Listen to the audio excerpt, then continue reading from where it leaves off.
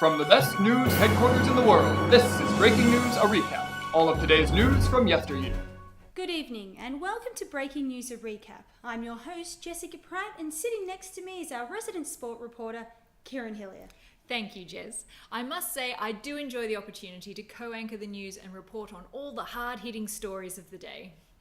Well, technically your guest anchor. I'm the anchor and you are simply sitting in for Buggerlugs McGee. Hopefully one day the network executives will realise I can actually do this job on my own and you can go back to your little sports corner.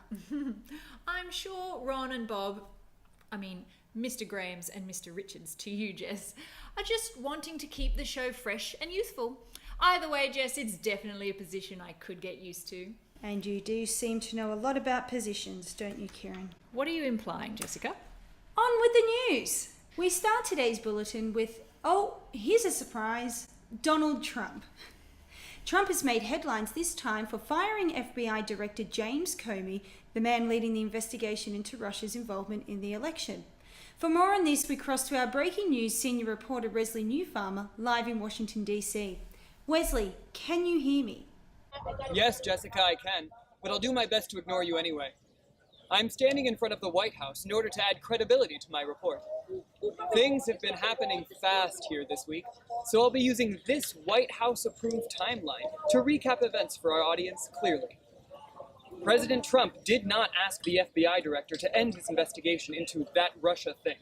Wait, he did, but it was a joke. Trump then fired Comey because he was incompetent. Wait, it's because he's a showboat. Oh, wait, it was because of that Russian thing after all. The next day, totally unrelated, Trump invited the Russian ambassador and foreign minister into the Oval Office. He barred all U.S. reporters from the meeting because of fake news.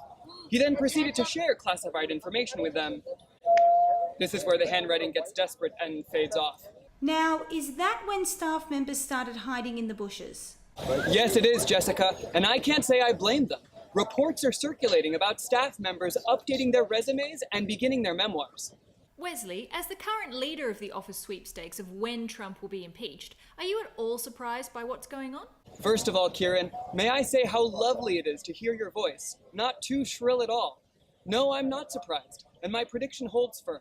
The president once said he could shoot someone in the middle of Fifth Avenue and not suffer any consequences. To date, that's the only thing he's been consistently right about. From Washington, D.C., I'm Wesley Newfarmer, reporting for Breaking News. See you soon, Kieran. Unbelievable. Stay safe, Wesley. In other news, a woman in the UK decided to go through with her wedding despite being dumped by her fiancé 3 days earlier. What better way to ease the pain of a broken heart than to have your loved ones supporting you while you consume an entire wedding cake? An Australian man became involved in an unexpected game of tug-of-war while trying to retrieve his fishing net from a great white shark. After an intense battle, the shark conceded defeat and swam away with nothing but the knowledge that #SharkFail was probably already trending.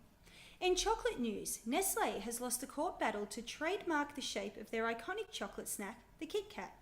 This opens the door for longtime rivals Cadbury to copy the design and do what is always suggested by Kit Kat, give them the ultimate finger. Speaking of giving the finger, it's time for Kieran with the weather.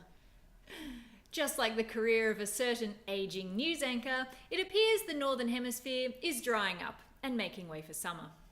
On the other side of the world, the days are getting shorter, darker and wetter, giving Game of Thrones fans a real-life sense that yes, winter is coming. Meanwhile, in the Middle East, it's hot. How hot? Hotter than a United Airlines crew member after dragging a paying customer off a flight. No better way to work up a sweat. Well, that's all we have time for this week. Thank you for joining us. If you liked our show, please share amongst your friends. If you didn't, maybe this will help. No puppet, no puppet. And it's pretty clear. You're the puppet. I look forward to seeing you all next time for Breaking News, a recap. I look forward to seeing you no longer at my desk.